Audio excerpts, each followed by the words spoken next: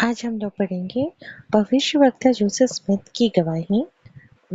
Mormon की पुस्तक प्रकट होने के विषय में भविष्यवक्ता जोसेफ स्मिथ के स्वयं के शब्दों में 21 सितंबर 1823 की शाम को मैं सर्वशक्तिमान परमेश्वर से प्रार्थना और याचना करने में लीन था।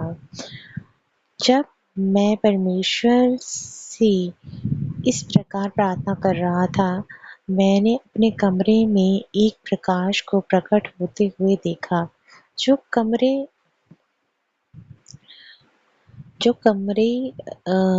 में तब तक निरंतर बढ़ता रहा जब तक कि कमरे में दोपहर के समान प्रकाश न हो गया। इसके तुरंत बाद मेरे बिस्तर के बगल में एक व्यक्ति प्रकट हुआ, जो कि हवा में खड़ा था, क्योंकि उसके पैर जमीन को नहीं छू रहे थे। उसने अत्यधिक सफेद एक ढीला लबादा पहना हुआ था। उसकी सफेदी को मैंने पृथ्वी पर पहले कभी नहीं देखा था। ना ही मैं विश्वास करता हूँ कि कोई भी सांसारिक वस्तु इतनी अधिक सफेद और चमकदार हो सकती थी। उसके हाथ वस्त्रहीन थे, उसकी बाहें भी कलाई से थोड़ा ऊपर तक, ऐसे ही उसके पाँव भी वस्त्रहीन थे। वैसे ही उसकी टांगें भी ढकने के से थोड़ा ऊपर तक। उसके सिर और गर्दन भी खुले थे।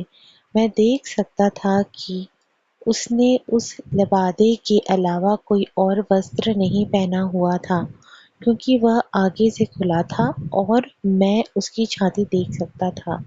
न केवल उसका लबादा अत्यधिक सफेद था, बल्कि उसके संपूर्ण शरीर का तेज वर्ण से परे था और उसका चेहरा वास्तव में बिजली के समान चमकदार था।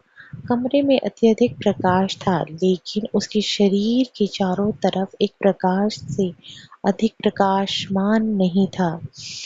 जब मैंने पहली बार उसकी ओर देखा तो मैं भयभीत हुआ, लेकिन शीघ्र ही मेरा भय दूर हो गया।